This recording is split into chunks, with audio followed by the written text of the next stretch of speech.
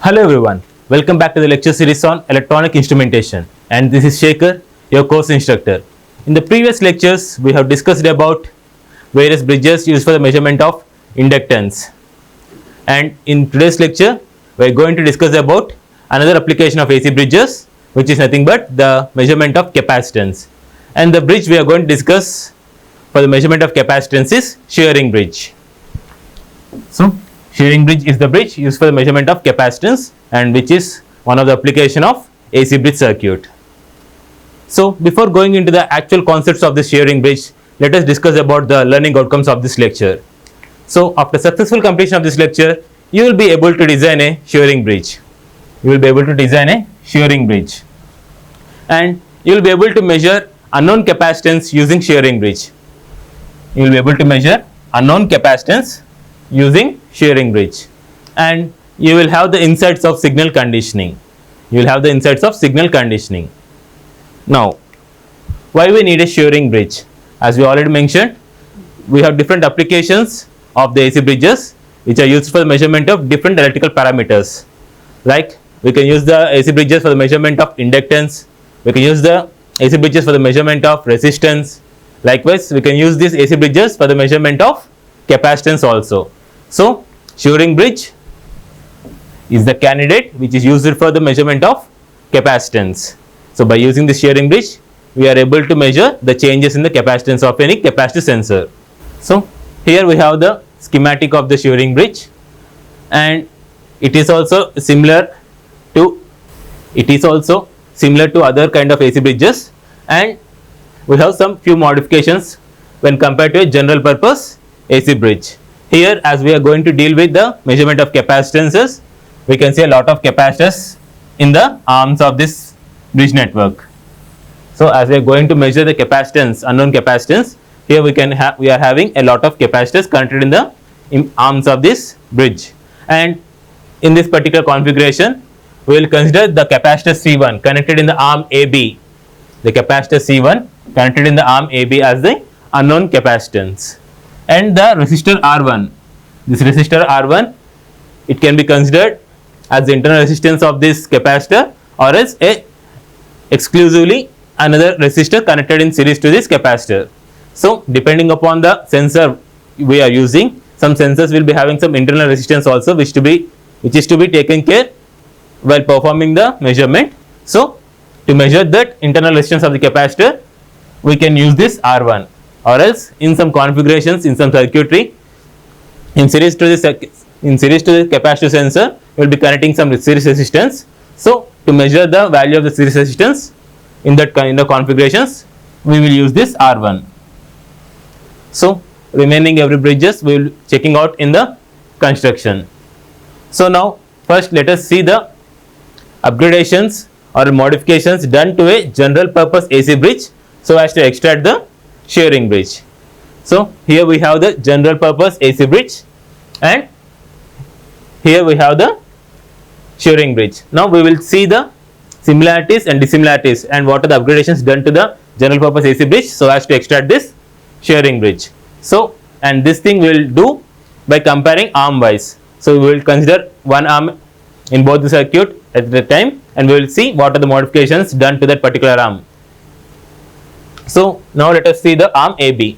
So, here we have the arm AB.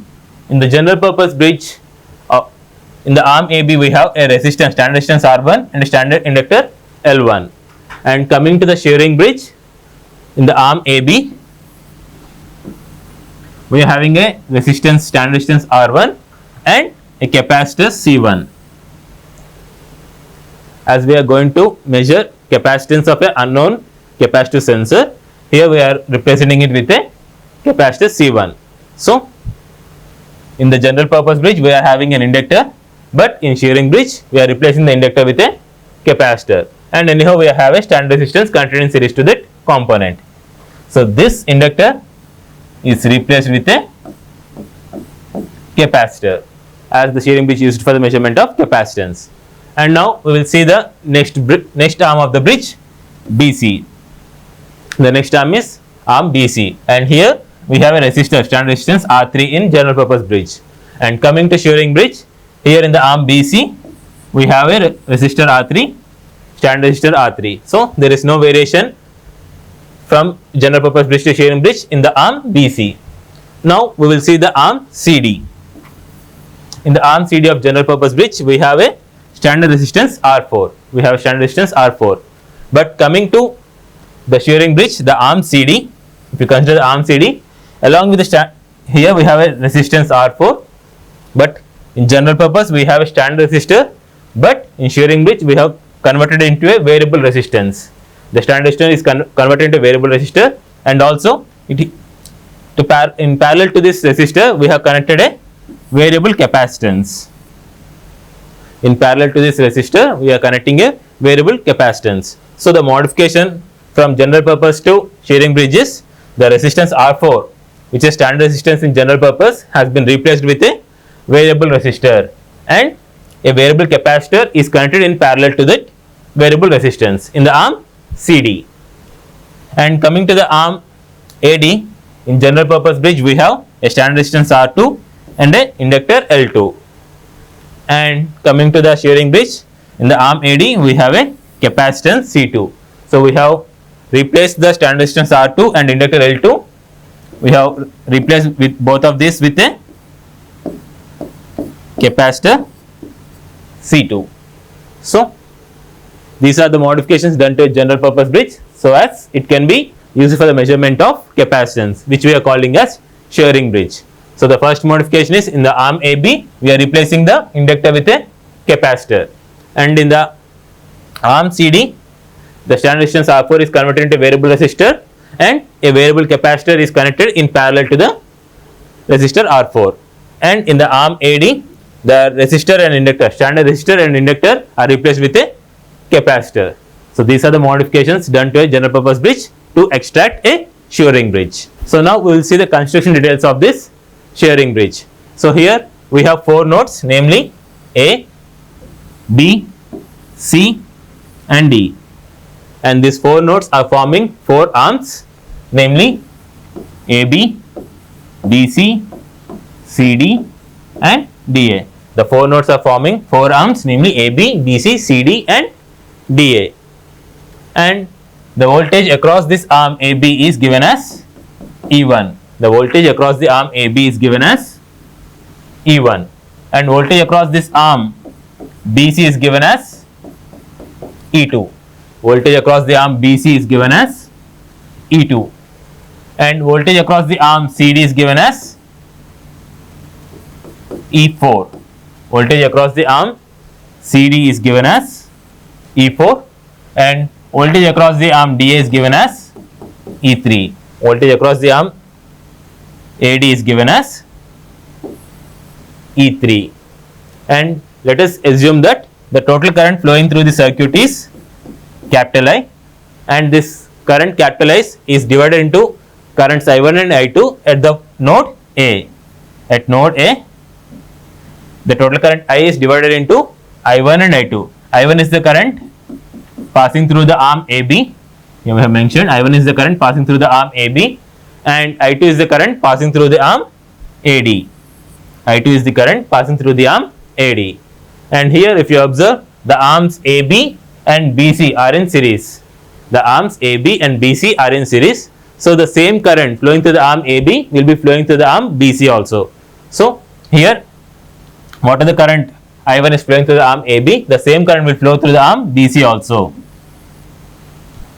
In the same way, the arms AD and DC are in series. So the same current flowing through the arm AD will be flowing through the arm DC also. So the current I2 which is flowing through the arm AD will be flowing through the arm DC also. And whenever this bridge is in balanced condition, the voltage across the arm AB will be equal to voltage across the arm AD.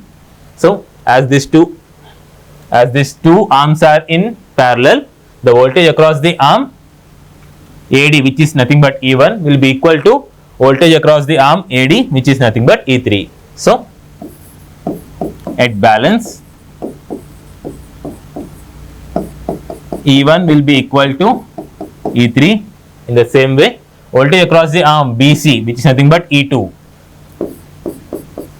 will be equal to voltage across the arm CD, which is nothing but E4. And this condition will be only applicable only when the bridge is in balanced condition. When the bridge is in balanced condition, then only this voltage will be equal. Voltages across opposite arms will be equal.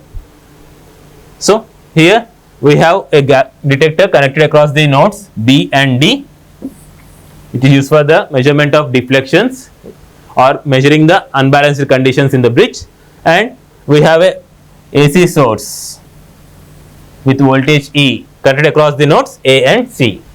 So these are the construction details of this shearing bridge. Now let us try to derive some expressions for the unknown capacitance C1 and resistance R1 using these balanced conditions. Now using these balanced conditions, we will solve expressions to measure the unknown capacitance C1 and resistance R1, which are nothing but the change in capacitance of the capacitive sensor connected in this arm in a real time environment. So under the balance condition, we have assumed that E1 will be equal to E3 and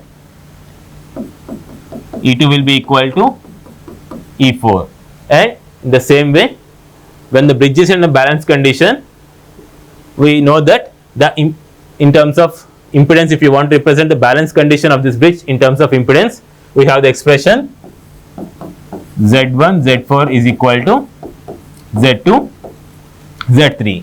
Z1 Z4 is equal to Z2 Z3, where Z1 is the impedance of the arm AB. Z1 is the impedance of the arm AB, and Z4 is the impedance of the arm CD. Z4 is the impedance of the arm CD. Z2 is the impedance of the arm AD. Z2 is the impedance of the arm AD, and Z3 is the impedance of the arm BC. Z3 is the impedance of the arm BC. Now we will replace the standard impedances Z1, Z2, Z3, Z4 with the impedance of this actual arms of the bridge. So in the arm AB, we have a capacitor C1 and a resistor R1 connected in series. So we can represent the impedance of the arm AB as R1 plus 1 by j omega C1. R1 plus 1 by j omega C1, because here we have R1 connected in series to capacitor C1, and this impedance Z1 is in product with the impedance Z4. So in Z4 we have a capacitor and a resistor connected in parallel. So the impedance of the arm DC will be R4 by 1 plus j omega R4 C4. As the resistor and capacitor are connected in parallel, the impedance is represented by R4 resistor by 1 plus j omega R4 into C4, and this one will be equal to Z2. Impedance of Z2 is nothing but the impedance of the arm AD, which is nothing but C2, given by 1 by j omega C2, and Z3 is the impedance of the arm BC, and in the arm BC we have a resistor R3, so it is represented by in product R3. So now we will simplify this equation to extract the expressions for C1 and R1, which are our unknown values. So for further simplification of this expression, I am taking this particular denominator value to the other side of the equation, and I am producting the numerator R4 with this remaining circuit. So we get R1 small r1 into R4, and here we have j in the denominator, so I am bringing this j to the numerator, so it will get minus j R4 by omega C1. This one will be equal to, here we have R3 by j omega C2. So I am bringing this j in the denominator and numerator, so I will get minus j R3 by omega C2, which is in product with 1 plus j omega R4 C4. Okay. Now we will further simplify this equation. We will get R1 R4 minus J R4 by omega C1 is equal to minus J R3 by omega C2. So minus into plus will become minus, but we have J into J. J square is again minus 1, so we will get a plus sign. And here we have omega. This omega and this omega will be cancelled. So you will be left out with R3 R4 C4 by C2. Now if we compare the real and imaginary terms on both sides, we can derive expressions for C1 and R1. Now I am comparing the real terms on the both sides. So the real terms are R1 R4, which is equal to R3 R4 C4 by C2. If you cancel out the common terms R4, then the value of R1 will be R1 is equal to R3 C4 by C2. So in this way, by substituting the known values of C2, C4 and R3, we can calculate the value of R1. In the same way, we will compare the imaginary terms on both sides. So if you compare imaginary terms, we will get minus J R4 by omega C1 will be equal to minus J R3 by omega C2. So we can cancel out this J and J and this minus and minus and omega. So if you realign this expression to get the value for C1, you will get C1 will be equal to C2 R4 by R3. So if you rearrange this expression, we will get C1 equal to C2 into R4 by R3. So by substituting the known values of C2, R4 and R3, we can determine the capacitance of the capacitor C1. So in this way, you can measure the value of this resistance and capacitance by using this shearing bridge circuit. So in the real time environment, we will replace this resistor and capacitor with a capacitive sensor, and in the initial stage we will keep this all the remaining values of the capacitor and resistors in such a way that the impedance will be matched, the product of the impedance of opposite arms will be matched, and the bridge will be in the balanced condition. In the initial stage, depending upon the values of the capacitance and resistor value of the ideal transducer or ideal capacitor sensor, we will determine the values of remaining components of this bridge, so that the bridge will be in balanced condition when there is a zero condition, whenever there is no change in the capacitance of the sensor. So when the sensor is taken into the environment where it started calculating or measuring the measurement, the capacitance of the sensor will change. So whenever there is a change in capacitance, the bridge will be in unbalanced condition. So depending upon the unbalanced state, a current will flow through the detector, and this current will determine in such a way that we can measure the unknown measurement. So this detector is calibrated in such a way that depending upon the changing capacitance of the sensor, the deflection will happen, and based upon the deflection we can determine the change in the measurement. So in this way we can use the shearing bridge for the measurement of capacitance in a capacitor transducer, and that capacitor transducer can be used for measurement of any physical parameter. And these topics we will be discussing how the capacitor transducer or inductive or resistance transducer, different types of transducers, how they work and how we will be using them for measurement of different physical parameters will be discussed in further lectures. So for now, here we are using a capacitor transducer, and that capacitor transducer is used for measurement of different physical parameters. And when we are measuring the physical parameters, the capacitance of this transducer will change, and that change will be measured by this shearing bridge. So now let us discuss about the advantages or applications of the shearing bridge. And before that, we will determine the dissipation factor of the shearing bridge. So we have already discussed, we will be using these AC bridges for measurement of quality factor or dissipation factor of the circuits or components. So the dissipation factor is determined by the term capital D and is given as tan delta.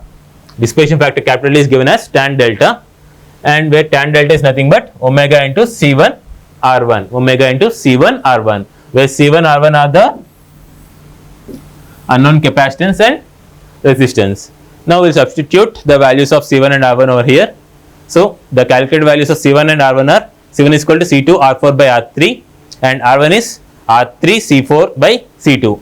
So finally, if you substitute the values of C1 and R1 in this expression, you will get D is equal to omega into C1 is nothing but C2 R4 by R3. It is in product with R1, which is nothing but R3 C4 by C2.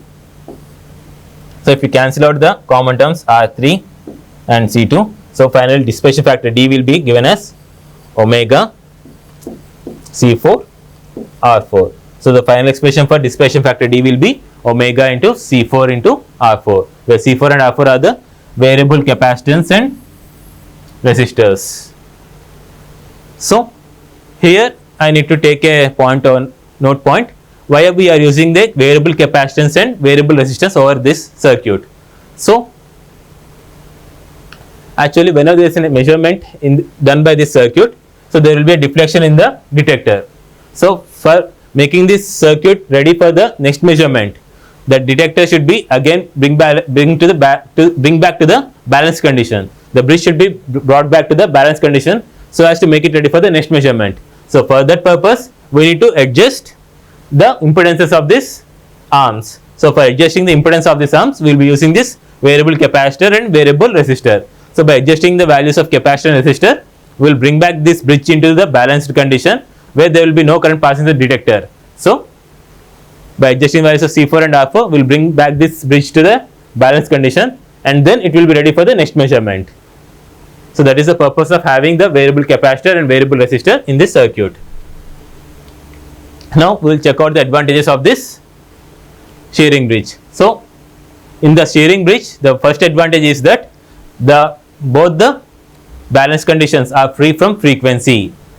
So there is no frequency component in the balance equations, because it is a major advantage, because we are using capacitances and a AC source. So there is a chance for having a frequency intrusion into this balancing conditions. So when we observe balance conditions, there is no frequency component involved in it. So it is one of the advantage. And the arrangement of this bridge is made in such a way that it is very cheap, cost effectively. We can consider this shearing bridge. And the disadvantages of this shearing bridge is it is used for the measurement of it cannot be used for the measurement of low capacitance. This shearing bridge is used only for the measurement of high capacitance, but it cannot be used for the measurement of low capacitance. We can't use the shearing bridge for the measurement of low capacitance. Shearing bridge in the sense this particular configuration of shearing bridge. So for enabling this shearing bridge for the measurement of low capacitances, we need to do some modifications to it, and that modified shearing bridge is called as high voltage shearing bridge. The modified version of shearing bridge is called as high voltage shearing bridge, which is used for the measurement of low capacitances.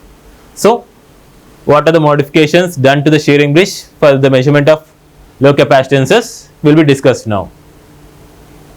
If you observe here, in the arm AB, there is a standard resistance R1 which has been removed in the high voltage shearing bridge. In the high voltage shearing bridge, the standard resistance R1 connected in series to the C1 is eliminated, and the AC source, which is a normal AC voltage source given as E, has been replaced with an operational amplifier. Which can generate very high voltages with high frequencies. For the measurement of low capacitance values, we require very high voltages and high frequencies generated from the source. So a normal AC source is not sufficient for it. So for that purpose, we are taking a operational amplifier which is capable of generating very high voltages along with high frequencies. And one more modification is the node C. The node C is earthed. The node C is earthed in the high voltage bridge, and the capacitor C1 and C2. The capacitance C1 and C2 are replaced with the very high quality capacitance which are able to withhold high voltages and high frequencies. The capacitors C1 and C2 are replaced with very high quality capacitors which are able to withhold or high voltages and high frequencies generated by this operational amplifier. And we have removed this resistor in this arm AB so as to make the impedance of the arm AB and AD very high. So the impedance of the arm AB and AD are very high when compared to the impedance of the arms BC and CD. The impedance of the arm AB and AD are very high when compared to the impedance of the arm BC and CD. And this is done because as we are using very high voltages, we are taking this precaution of having high impedance in the arm AB and AD so that these high voltages or high frequencies will not affect the detector used for the measurement of deflection. And the balance conditions will be maintained properly. If you don't have the high impedance in this arms AB and AD, then the voltages generated, high voltage generated by this operation amplifier may affect the bridge balance condition also. So to eliminate it, we are having high impedance in the arms AB and AD. So these are the three modifications done to a shearing bridge to extract a high voltage shearing bridge, which is used for the measurement of very low capacitances. The modifications are, we have excluded the resistor R1 in the arm AB and we have replaced the capacitors C1 and C2 with very high quality capacitors which are able to withhold the high voltages and high frequencies generated by the operation amplifier. And the node C is earthed, and we have changed the normal AC source with a operation amplifier which can generate high voltage and high frequency. So by modifying the shearing bridge in this way, we are able to measure very low frequencies. In the sense, we are able to measure very low capacitors or capacitance. And these are the references for this lecture.